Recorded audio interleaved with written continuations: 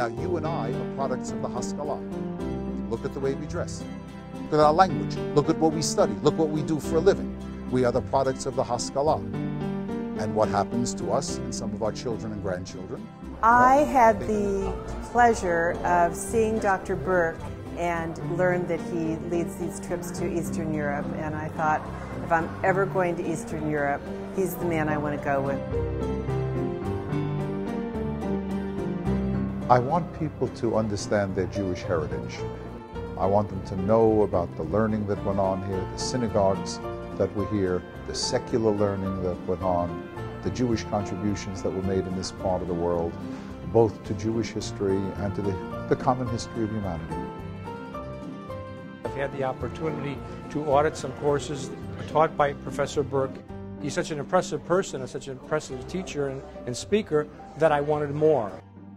All these things mesh and overlap and fit together, so it was only logical that I should see the place where all these things took place.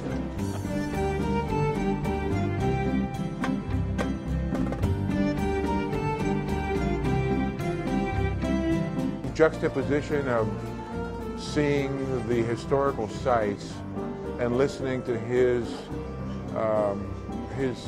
knowledge and the background and putting it all in context, it's tremendous.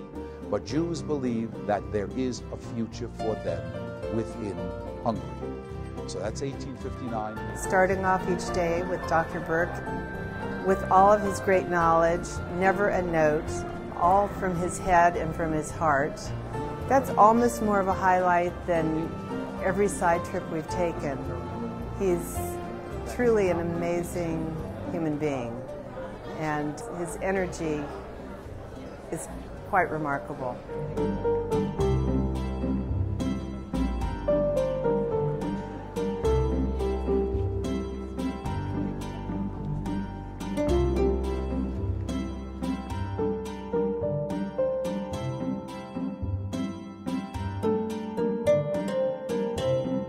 I like to see the bonding that goes on in these trips.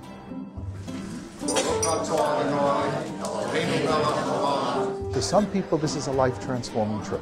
Some people really are affected very, very much, emotionally and intellectually. People make connections here. Thank God for allowing us to arrive at this particular moment. Shabbat Shalom. Shabbat Shalom.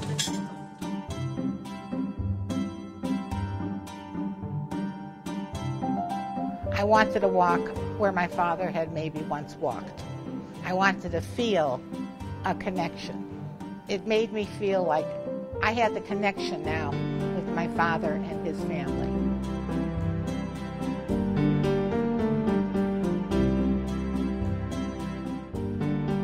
My mom went to Vienna when she was a little girl.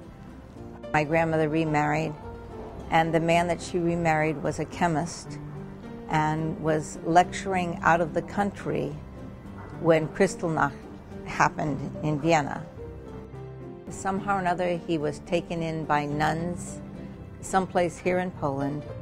I went to the genealogist because my grandfather didn't die a Jew. They really can't trace it. So you don't get buried in a Catholic cemetery until you've established that you belong there. And that means that the church will have records.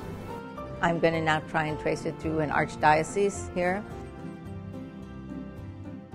I went on this trip to learn more about my family and where they're from, and to learn more about Jewish history. We were in the new old synagogue today, and one of the pews, pew number 20, is my father's last name, Forkosh, one of the pews from the hundreds of years ago. So interesting to see my family name listed here.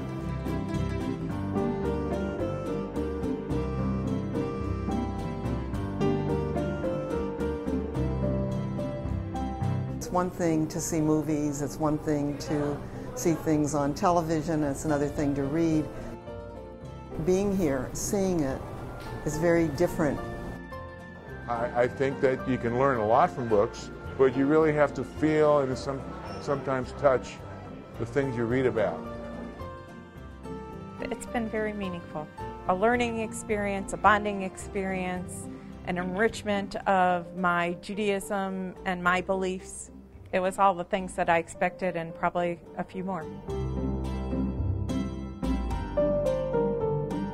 The most important thing that I would like for people to gather from this trip, what I do everything I can to inspire in them, is a love or an appreciation for the Jewish tradition.